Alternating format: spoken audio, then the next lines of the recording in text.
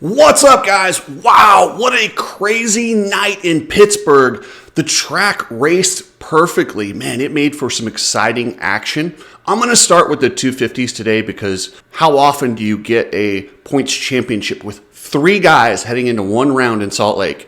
So I'm going to break that down. And I was shocked that Tom Vialle stepped up. I didn't know he had that in him. He proved a point. And Seth Hammaker, woo, he looked like a human pinball those first couple laps, but he survived. RJ Hampshire, on the other hand, he kind of blew it, man. This was his opportunity to take control of this thing, and he fumbled it big time. And I am so happy for Maximus Vohland. This kid has been through it. He's been written off. He's been down to Club MX. Like, what he's been through to be on the podium at this point in his career is nothing short of amazing. If you guys have any pain issues, I'm telling you, try Nano-Xtreme. By far the best pain solution I've ever used. This stuff works so good. Head over to Nano-Xtreme, use code Cooksy, and get free shipping. Do you have a young athlete and you want to know how to train them properly? Check out Complete Racing Solutions. Coach Rob understands the physiology behind youth and how not to overtrain them and how to build them into stronger, better athletes moving forward. So check out Complete Racing Solutions. My buddies over at Ride Strapped are such good people. Goggles, glasses, shirts. Get your red pill shirt. Just head over there. Check out Ride Strapped. Get something cool and support a company that's just genuinely made up of good people. You need people like me so you can point your fucking fingers and say, that's the bad guy. In my show leading up to this, talking about Pittsburgh and breaking down the 250s, I had no idea that Tom Vialle had this in him. I think the general consensus was he had to win this round in Pittsburgh to stay alive in this championship. If he had another lackluster night where he just rode around, lost points, heading into Salt Lake, he really wouldn't have a shot at this thing. Then when I saw that huge crash that he had in practice, I'm like, well, yeah, okay, he's definitely not going to push now after having that huge crash, which he openly admitted that he was concussed. So much for concussion protocol. But I will say, if there's ever a time when I'm glad the concussion protocol didn't do anything, I'm glad that he got to go out and race. He didn't hurt anyone else. Had he hurt somebody else, you know I would burn them to the ground. He should not have probably been racing after hitting his head. But for the sake of the racing, I'm sure glad they screwed up. In fact, the way that Tom rode, maybe they should smack him in the head before every round. Holy moly, he rode so good. I didn't know he had this in him. I did not. He has shown a propensity to ride smart, consistent, and just click away wins when they were there. I didn't know if push came to shove and he had to have a win, could he go to that next level? Could he dig deep and beat Hampshire, Thrasher, and Hammaker when he had to? Because if he didn't win this race, this championship was essentially over for Tom Vialle. I said he wasn't ready for the 450 class. Seeing what he did while he was able to dig deep and go to that next level, and he did not have to pass Thrasher. He could have rode around behind Thrasher, been conservative, and had a couple points, down heading into the final, and he still would have a legit chance. I don't think anybody would have given him any crap if he didn't go for that move on Thrasher, but he did. He showed a killer instinct that I didn't know Tom had. That is something new. I did not know he would do that and could do that at that moment. So if he does end up winning this championship and goes to the 450 class, he's ready. He's 100% ready. He will be just fine in that 450 class. I didn't know he had that skill in him. He does. He will be a consistent top 5 guy in that 450 class, and he will be consistent. And there's something to be said for a guy who you can count on who will be there for all the races. These teams put a lot of money and a lot of effort into getting these entire programs ready. And then when you run 3 rounds and then all your guys are standing around because the riders are hurt, that sucks. If you get Tom Vialle, you know he is going to ride smart enough to be there all season long and represent for the brand. And that's what this is advertisement. So yeah, he's ready to go to the 450 class. And I think he has just established himself as the guy to beat. I don't know what happens in Salt Lake. Prior to Pittsburgh, I didn't think he had much of a chance to win this title. Now he has just as much, if not more, than either of the guys he's battling with. Nate Thrasher, I'm sure he's pissed that he didn't get this win. He knows being on that star Yamaha team for 5 years, you don't keep that ride unless you show you will be a championship contender. And that's what he's doing right now. He knows this is over for him this year. He needs to go out there and Chase wins. If he wins in Salt Lake, I think he's done enough. I think he's going to get another shot. And I don't know how you couldn't give him another shot with a race win. Even though he didn't win a moto at that Triple Crown, he still has a race overall win. Showing the things that he showed the other night, yeah, I don't know who you would go get that's going to be better than him. And I'll say this about Nate Thrasher. He is a class act. When he was battling with Tom Vial for the win, there was a time right before the finish line where he could have sent Tom Vial off the track. And I think if Tom wasn't in this battle for the championship, Thrasher might have done that. But he has a respect for his competition. And he would have been probably the most hated man in the pits had he sent Tom Vial off. Some guys would have done it. Nate Thrasher didn't. And I think that's really smart in the end. Those things tend to come full circle. If he does that to Tom Vial, maybe next year when he's in a championship battle and somebody does it to him, they'll say, well, you did it to Vial, so why not? You set a precedence. I like the way he handled it. He raced him extremely hard, but he didn't do anything dirty. Man, my hat's off to Nate Thrasher. He rode the wheels off that thing, and he has proven he is a guy that you're going to want to have on your team in 2026. Max Vohland. So I did an interview with him after he won the Super Mini class back at Monster Cup way back in the day. And I was convinced this guy was going to have a career much like what Jet Lawrence has had. It hasn't gone that way. He's had mistakes, injuries. He was forced into the pros a little bit early. And that horrific injury he had last year where it dislocated his hip, made his foot go numb. That would have been at the end of the journey for a lot of people. Not a lot of people would continue trying to ride and using a handbrake and doing the things that Maximus Vohland has done. He's already had shots on, 2 factory teams. He was at Red Bull KTM, then he was on Pro Circuit.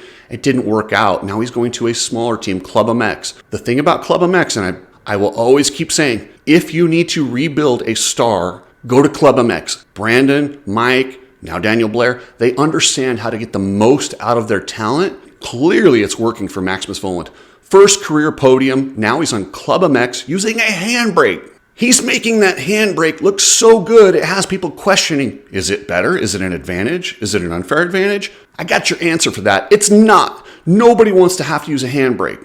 But Max has this incredible skill set. And the years and years of him playing around on like that KTM free ride with no rear brake where he had to use the handbrake, those types of things are why he's able to adapt. If you asked almost any other rider to try and change halfway through their career, they wouldn't be able to do it. Max is that talented. And while it clearly is a disadvantage, I 100% believe he is so good, he is going to overcome it, and he is going to win races. I hope he stays with Club MX because they've done a hell of a job setting this up for him and getting the best out of him. I want to see Club MX have a rider that can win races, and Max is that guy. Max could give Club MX a regional championship.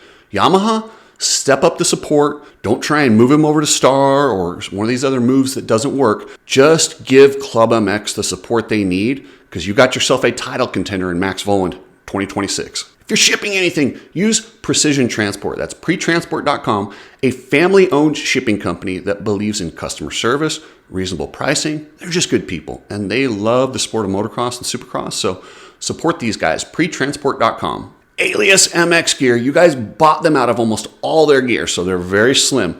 They have their new 2026 lineup dropping sometime summertime, early.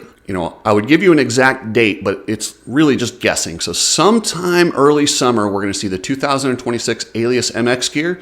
But until then, if you need some bicycle stuff, order some bicycle tights from aliasmx.com. Boy, RJ Hampshire is going to kick himself for this one. He blew it. Everything was laid out in front of him, right in front of him. He could have taken control of this championship and given himself cushion heading into Salt Lake. Instead, he rode around. He looked like he was going to get that podium, and he still would have been in all I got to do is beat these 2 guys in Salt Lake until he made the mistake. Another victim of the anti-safety blocks. Jeez. They're going to really hurt somebody with these blocks. They need to change them. The one that Chase Sexton ran over in the main event when he went off in the whoops, they have them. They're just not using them. They need to make sure they have these. Get these old ones that cause accidents off the damn track. Or if you want to save some money, use those ones that the Para Supercross used. They will limit the amount of size that you... Right now they use like 2 or 3 semis to haul these blocks around.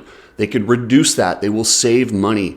There's multiple options they could do to get these anti-safety blocks off there, and they better do it before somebody gets killed or paralyzed. But even with that big crash, RJ still salvaged. He's only 3 points behind Vial and 2 points down on Seth Hammaker. So everyone's like, oh, well, only difference between first and second is 3 points. So he still, he still controls his own destiny. But we're talking about a showdown. You're going to add Davies, you're going to add Deegan, Shimoda, Beaumer. You got a ton of guys that are going to Salt Lake to win that showdown. And what sucks is those 2 points that RJ gave up. Well, let's say RJ's in second place and Cole Davies takes off with it. All Hammaker has to do is get third. If Hammaker and him tie on points, that would give the tiebreaker. The tiebreaker goes to Seth Hammaker. He's got 2 wins. So yeah, those 2 points he gave up in that main event were crucial for RJ Hampshire. And if you go any further down in the lineup, he's going to have to get a couple guys in between him and Vial or him and Hammaker, because after that, they only separate by 1 point. It matters. It's going to loom large in this championship, and I think that might have been the mistake that might end up costing RJ. When he looks back at this season, he's going to look at that one, and he's also going to look at the first round when he got stuck on that Triumph corner tough block. I'm not blaming that Triumph corner. I like those flat round ones. If you're going to run over that one and get stuck, that is not a hazard. That is an RJ riding over the center of the corner hazard. That's on him. Those 2 mistakes are what could end up costing him his last shot at a championship, maybe ever, because he's going to the 450 class. He's got those wrist issues. Will he get it done in the 450 class? It's doubtful. So he might have thrown away his last shot at a professional championship in this sport. Seth Hammaker, dear Lord, he had a wild first 2 or 3 laps.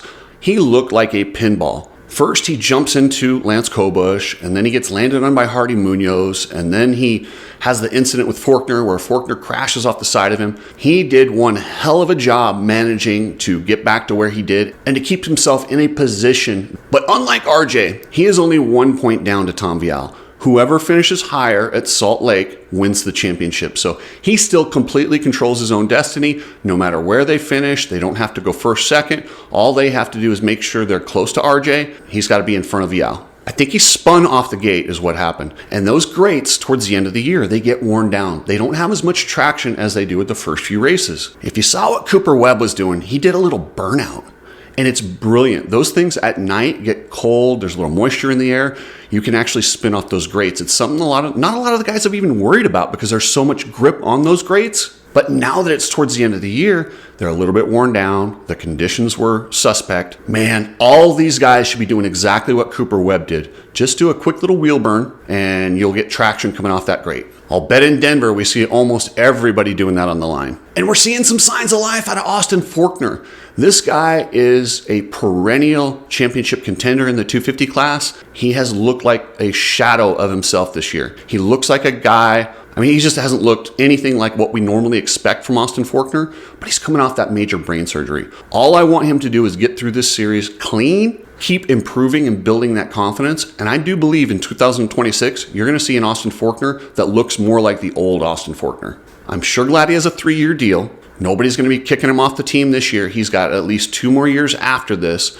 And I really do believe that he's got what it takes and he's going to get back out there as long as he doesn't have another injury. And man, every time I see these guys hitting the tough blocks, that could have cost him everything. It's frustrating. Coen Park, a disappointing 7th place. Who would have thought that towards the end of the year, Coen Park would have such a good season that 7th place, we'd be like, oh yeah, bummer. I wish he would have done better. He's just leveled up. He is not a guy that's just, when the season started, you put him in that kind of the conversation with Henry Miller and some of these guys that are trying to just break the top 10. Coen Park has elevated his game. And now it's almost like if Coen Park isn't in the top 5, we're like, well, what happened? I sure hope he can hold on to 5th in the points. That's a big confidence booster, and that's something that could really help him in the offseason. Talking to these teams like, hey, remember how stacked that East Coast was? Coen Park was 5th. That's how good he is. So these guys get a week off. Next week, they bring back the West Coast riders. You got Davies, Deegan, Shimoda, Beaumer, setting up for a wild showdown in Salt Lake City. It's crazy. It is absolutely bananas that the points are this close, and now they're mixing it up and heading to high altitude in Salt Lake City. I don't know what's going to happen, but I'm guessing it's going to be pretty damn exciting. Thank you, members. I appreciate everything. One of you on April 30th is going to win a year-long membership to Coach Rob's Complete Racing Solutions. And if you're already a member of Coach Rob's thing, he will send you a check for $360. That's how cool.